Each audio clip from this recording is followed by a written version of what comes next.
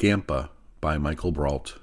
This is a story about a little girl that moves the hearts of her family members in ways they prayed about but never imagined. Special thanks to Kaylee R. Ouellette. The lights flickered off and on. Blowing Bubbles, Chapter 1. Yesterday was the 12th, said the hospital's orderly to the patient as he was clearing his tray from his bedside in a room at the state medical center. Today is Tuesday. Can you get the nurse? Asked the patient. Right away, said the orderly as he pulled the help cord.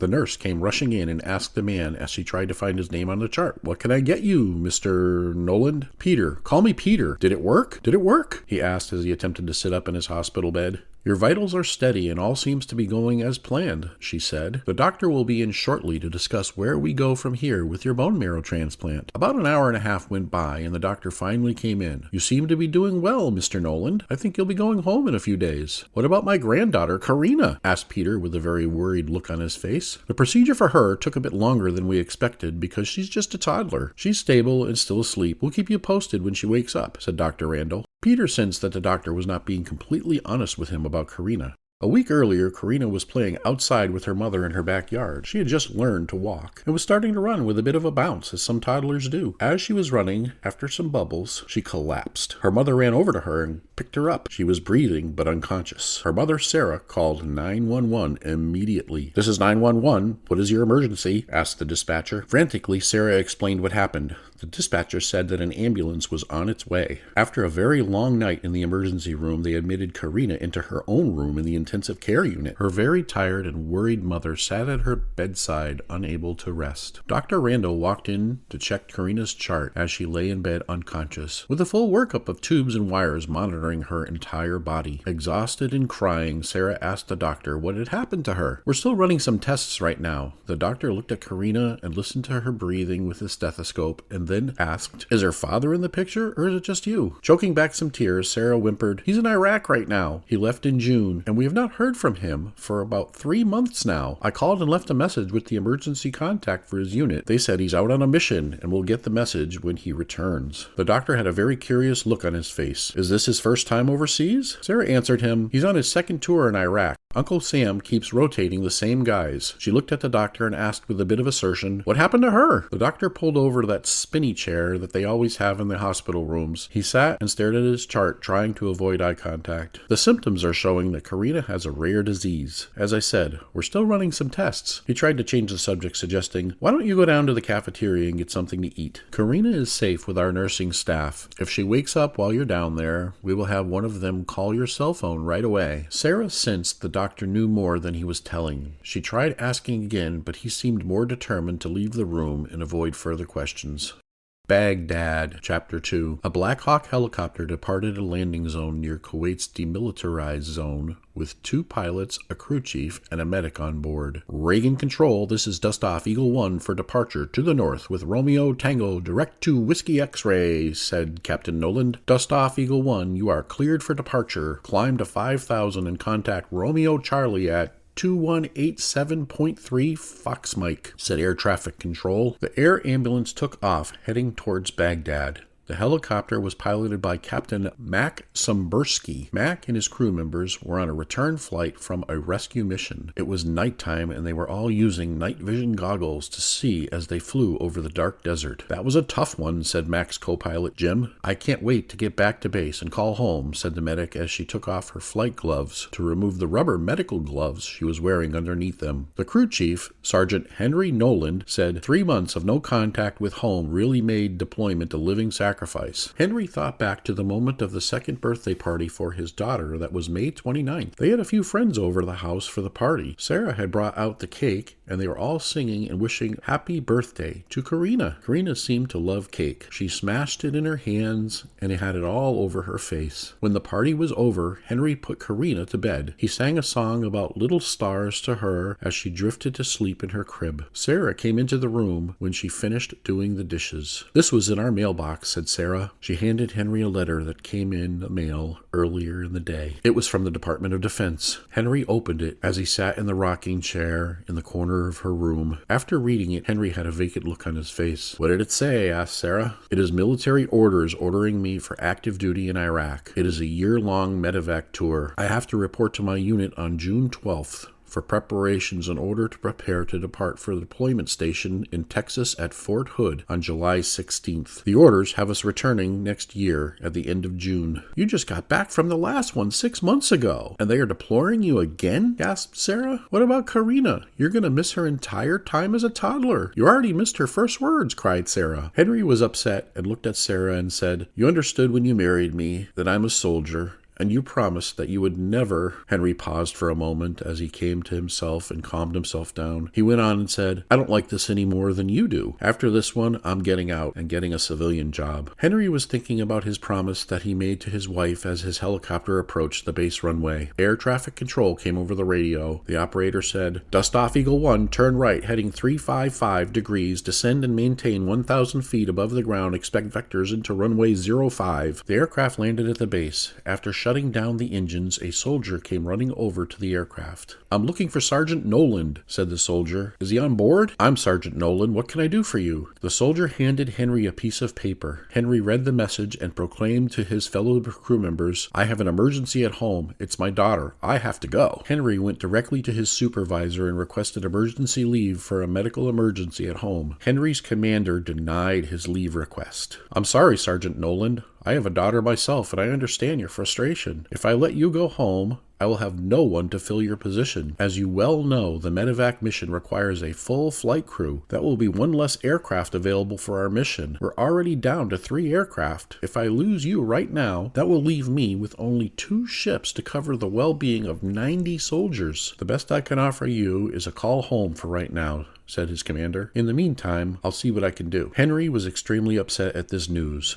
Being a deployed soldier, he knew his responsibilities and knew that a hospitalized child of a soldier back home with no explanation about the status of that child was not a good enough reason for the leave request approval. He tried to call home but could not get through because Sarah was at the hospital by Karina's bedside and he did not have her new cell phone number. Henry went to his bunk in the barracks, and with nowhere else to go with his frustration, he fell to his knees and began to cry with everyone else in the room seemed long asleep. Dear God, please, said Henry as he wept, I need to get home for my little girl. A soldier a few bunks over heard Henry crying. He got out of his rack and approached Henry while he was still on his knees on the floor. Do you mind if I join you? Said Sergeant Miller. Henry was startled, yet polite. No, not at all, Mike. Take a knee, said Henry. Mike kneeled down and whispered, asking Henry what was going on. Henry explained his situation back home with Karina. He also told about his denied leave request from the commander. Would you mind if I prayed with you? Asked Mike as he took knee beside him. Henry was still a bit frustrated and felt sick in his stomach. He said to Mike, God never answers my prayers. I think I just need to be alone for a while. Mike thought about what Henry said and responded to him, God answers my prayers. He always does. He paused for a moment and then said, sometimes the answer is no.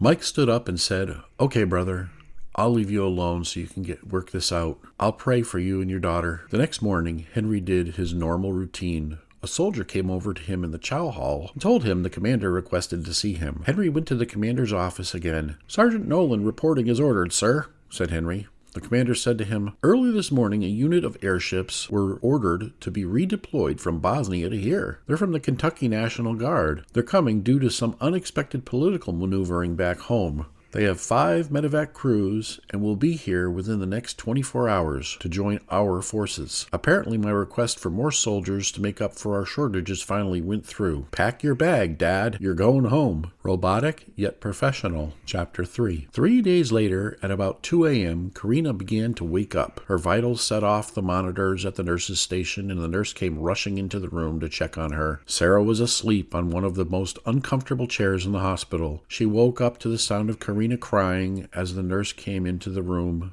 Mommy, Mommy, Karina began to say in her small, toddler voice. Sarah jumped up and went over and hugged and kissed her forehead. Mommy's here, sweetheart, said Sarah. As Karina tried to pull on the wires and the tubes, they were obviously very uncomfortable and foreign to her young body. Later that day, a frantic man came into the hospital looking for Karina. It was her daddy. He went to the desk and said, I'm Henry Noland. My daughter is here as a patient. Henry made his way to the room and rushed in and found his wife and daughter sitting and laughing crying as her mom was reading her a funny story from a children's book that she brought with her. Sarah jumped up and grabbed Henry. She gave him a huge hug. She cried and squeezed him tightly. She explained what had happened up to that point. Henry hugged and kissed his daughter too and said to her, "Everything's going to be all right," trying to comfort his little girl. He then went and sat in a chair in the corner of the room. He sat holding his forehead in his hands and his elbows and his knees for a moment. Dr. Randall walked in the room, introducing himself to Henry in a robotic yet professional manner, the way some doctors do. He then said, "I'm glad to see that they let you come home. Let me cut right to the chase. We think Karina has a very rare disease." The doctor pronounced the name of the disease, but the name sounded like gibberish to them. "Currently, there's no cure, and the treatments are very tedious and expensive." The doctor started to use long medical words that most people tune out. He went on to say, "There's an experimental procedure available that some have tried. When performed in adults, it has given some time to patients that have become terminal due to this particular disease. Karina is very young, and at this stage, she's just at the beginning of many more blackout episodes, with the symptoms becoming more severe as she gets older. The cost in the hospital stays can also be a factor depending on your health insurance and out-of-pocket deductibles. To her advantage, she is young. There might also be grants available that our staff is looking into for research in this area that would benefit the hospital's ability to treat this disease." The doctor put his chart down on the desk in the room. He looked at the floor as he sat in his chair. He paused for a long time and then looked up at Karina's parents. "This procedure in these cases requires a bone marrow donor from a blood-related family member. If everything is a match with that willing donor, it might buy her some time." The two parents, desperate for any form of Hope listened carefully. Dr. Randall explained further, "We will need to do a bone marrow transplant that is very painful for both the donor and the patient. If the marrow takes root, it might alter the path of the disease before it spreads and reaches her heart. It is all very risky." The nurse came in and admitted both parents into the hospital so they could run the necessary medical tests on each of them. A few hours later, the results came back. This time, the nurse came in with the doctor and stood by his side. He looked at Henry and said, "I'm very sad to tell you both that neither of you can be used as donors." He went on to say, "Sarah, you have hepatitis C, and we need to start treatment on you immediately." He then said to Henry, "Because you have been overseas in the Middle East, a rare blood disorder has developed in you that some get from drinking the water. The symptoms are mild and can feel like the flu at times. For a person that is in good shape as you are, you probably have not noticed it yet. We are finding that this blood disorder is common among returning soldiers." "I came home on emergency leave. I have to go back in 30 days, said Henry. The doctor put his head down again, knowing he just gave them bad news. He then went on and said, "Nurse Kennedy will give you some alternative treatment papers, and we will keep Karina here in the hospital so we can keep her stable while we develop a treatment plan for her." The doctor left the room, and Nurse Kennedy took Sarah's hand. "Is there anyone else in your family that might be willing to be a donor?" Sarah looked at Henry with a long, desperate stare. Henry knew exactly what she was thinking. "He'll never agree to this," said Henry to Sarah. "You're going to get on a plane, go to Hawaii, get your father, and bring him here for our daughter," said Sarah.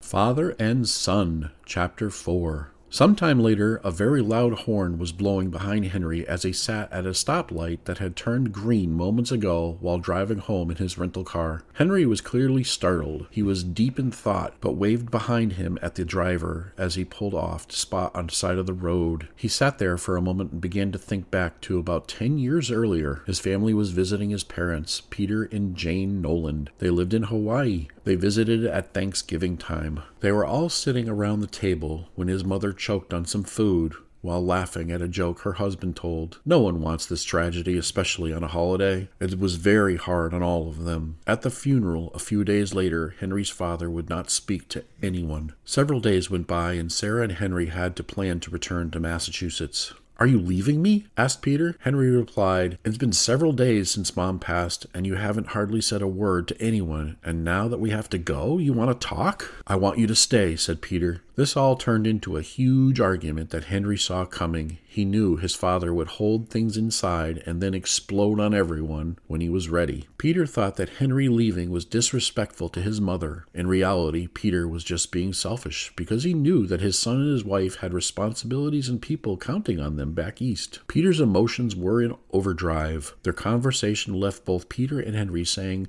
hurtful things to each other. They both said things that neither man could take back. Henry and Sarah left that evening with his father saying to him that if he left, that he never wanted to see him again. Now in his rental car, Henry tried to imagine how he was going to return to Hawaii and ask his father to travel thousands of miles to endure an extremely painful procedure for his little girl that his dad didn't even know existed. After all that effort, he also wondered whether his father would even be healthy enough to undergo such a procedure. The next morning, Sarah came home from the hospital and told Henry that she was online and booked him a flight to Hawaii for later that day. Henry, reluctant to see his father again, packed and prepared for a long flight. "This is for our daughter. You have to put your pride aside and do this for her," said Sarah. Henry looked at his wife and with a great deal of desperation on his face said, "This is all hopeless. We need to pray." Falling on their knees in their living room, both Sarah and Henry prayed and wept heavily, asking God to heal their little girl. Money Talks, Chapter 5.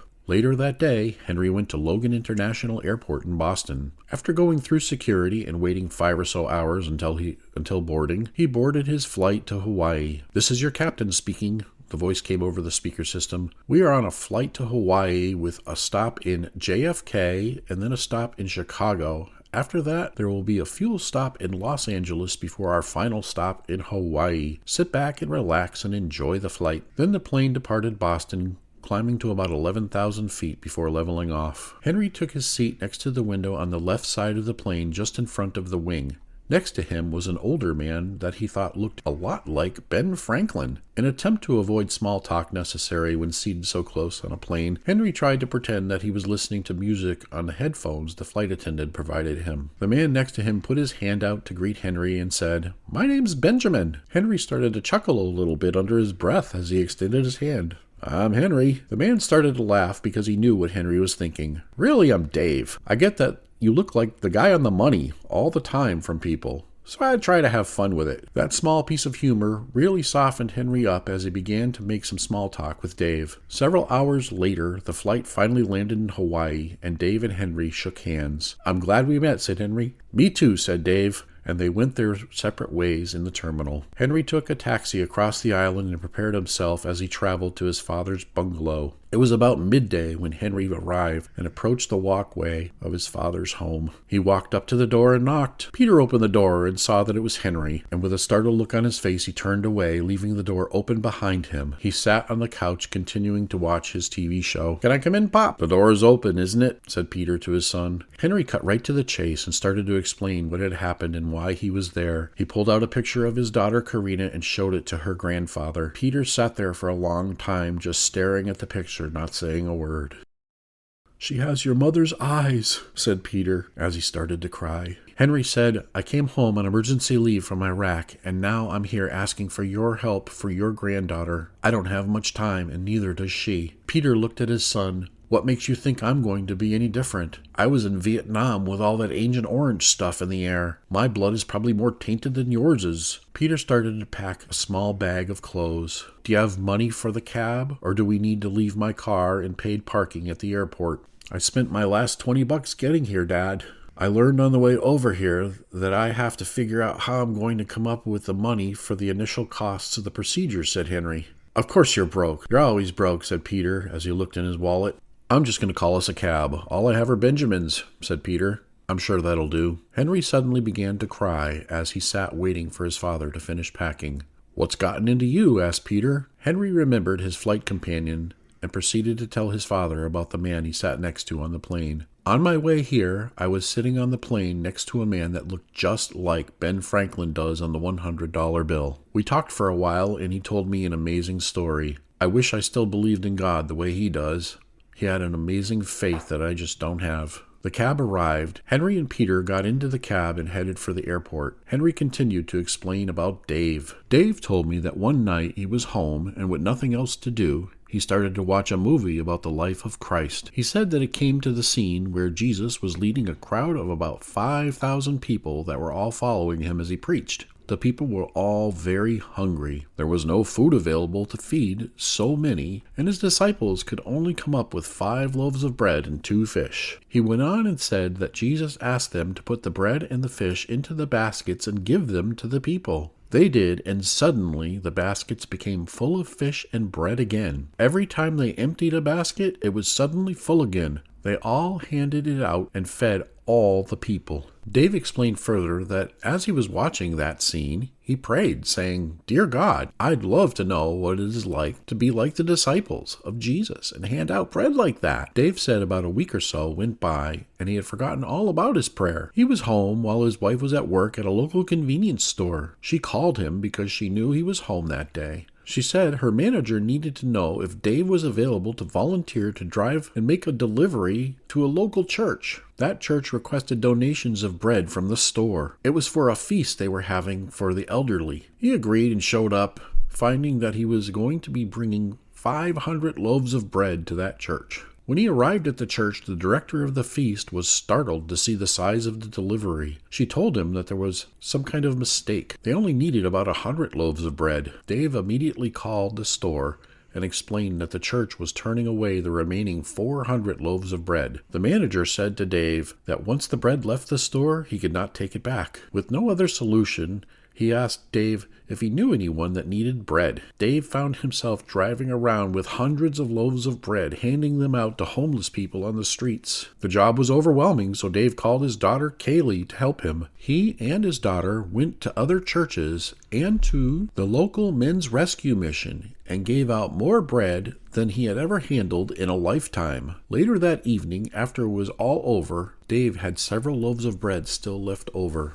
As he was looking at the loaves of bread on his countertop, he remembered his prayer while watching the movie, fell on his knees, and wept while thanking and praising God. Henry said to his father, "I wish I had that kind of faith." Peter looked at his son and said, "I'm sorry. I'm a grumpy old man. I lost my way a long time ago. I lost your mother. The loss of your mother made me blame everyone, including God." Peter began to cry uncontrollably. "I prayed too, the night you left. I prayed to God." Now, with almost uncontrollable tears, Peter went on to say, as he looked at the photo of Karina, Peter paused again, choking back tears, said, "I asked God to let me see your mother's eyes once more before I die." I never imagined God would answer my prayer that way. Suddenly, the cab driver pulled off to the side of the road. The cab driver was weeping as he listened to the two men in his cab. He apologized, and then he explained why he stopped. "I've been an atheist nearly my entire life," he said to his passengers. "Still, as a child, my grandmother would always tell me about Jesus." He said his grandmother called him Yeshua. He then went on to say, "I remember, as a small boy, asking God to put my mommy and papa back together.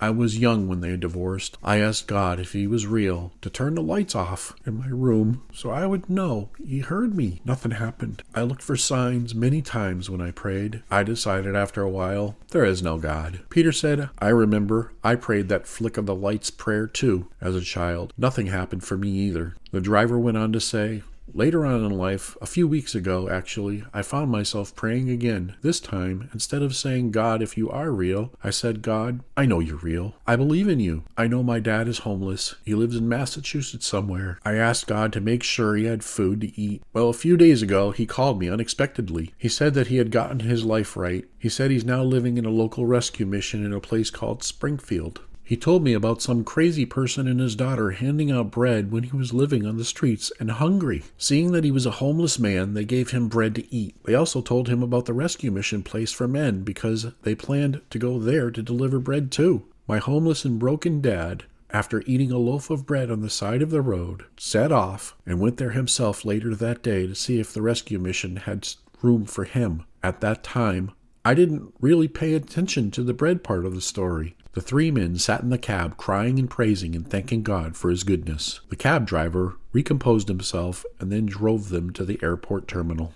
Peter and Henry then went into the airport and later in the evening departed for Boston. Toy Stethoscope, Chapter 6. The plane landed. Henry and Peter were both exhausted. They left the airport in a cab and headed for Springfield, which was about an hour and a half away, depending on traffic. When they arrived at the State Medical Center, they went in and found Sarah in the cafeteria. She did not ask Henry how he managed to convince his father to come. She was just glad to see him. Peter, after being admitted into the hospital, slept from exhaustion as they began the blood test. tests. Amazingly, the results found him to be a healthy match. They immediately scheduled the surgery procedure for both Peter and Karina, which was to be held about a week later. Peter woke a few hours after his surgery. "Can you get the nurse?" asked Peter. "Right away," said the orderly as he pulled the help cord. The nurse came rushing in and said to Peter, as she tried to find his name on the chart, "What can I get you, Mr. Nolan?" "Peter. Call me Peter. Did it work? Did it work?" he asked repeatedly as he attempted to sit up in his hospital bed. The nurse evaded the question by saying to him that the doctor would let him know as soon as possible. A few days passed. Peter began to recover slowly as he laid on the hospital bed. Karina was still in intensive care. Peter laid resting in his recovery room. At that time, another man shared his room in a bed beside him. He had all kinds of tubes coming out of nearly every opening in his body. His family sat visiting him. Peter could hear a man talking with his wife about his grandfather that was dying in that other bed. "Where is your God now?" asked the man, full of anger and with disbelief in his tone. It was apparent that the couple received some very bad news about the man. Peter did not say anything as they continued to argue. He held his peace and prayed for the couple and the sick man. Nurse Kennedy came in the room. "Mr. Nolan, your chart is showing that you are recovering, and before you ask again, yes, I have good news. And Karina is doing well." An orderly came in the room with a wheelchair. "Would you like to go for a ride and go see her?" she asked. The orderly and the nurse escorted Peter to Karina's room. Henry and Sarah both sat in chairs with huge smiles on their faces. Sarah was holding Karina. Karina, being a toddler, had a very small attention span and wanted to play with the stethoscope the nurse gave her as a makeshift toy. "This is your grandpa," said Henry to his daughter. She looked at him and immediately began to cry with joy as he looked into her eyes. "Gampa! Gampa," said Karina with a big smile. Peter held Karina for hours. He called her Princess Karina. "I'm going to stay here in Massachusetts," said Peter to Henry and Sarah. "No worries, I'll find a place close by." Several doctors came in the room and stood quietly for a moment as Peter held Karina. One of them said, "This is the little girl." They were all using big medical words that the average listener cannot understand as they seemed to theorize about something. "What's going on?" asked Henry to the now 5 or so doctors that filled the room. Dr. Randall started to explain.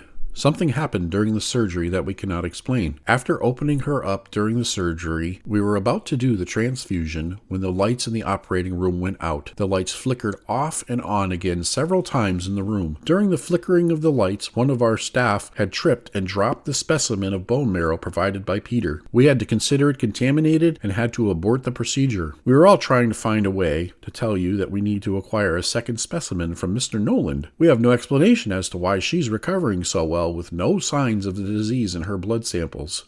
We believe she's going to make a full recovery." At this news, Peter began to weep as he told the room full of doctors and nurses about his prayers about his wife. He then told of the cab driver's prayers that he and Henry both spoke with on the way to the airport in Hawaii. Both Henry and Peter told the entire story up to that moment. Peter shared how he had lost faith in God and what losing it had cost him. As Henry listened to his father speak, he watched the doctors' and nurses' eyes tear up as they realized that they were the ones in the operating room ready to do the procedure on Karina when the lights flickered off and on. Peter looked at Henry with tears in his eyes too and said, "One of my biggest answers to prayer in all of this was when I asked God to bring my son back to me, no matter what the cost to me would be." Then Peter said, "My faith is restored again." He then held up a photo of Henry's mother, kissed it, and looked into his smiling granddaughter's eyes. "Gampa, Gampa," said Karina. As Peter thought on his new name, he thought, "God answers my prayers, always." The end. In memory of my friend Karina Lynn Twombly, we will see you on the other side.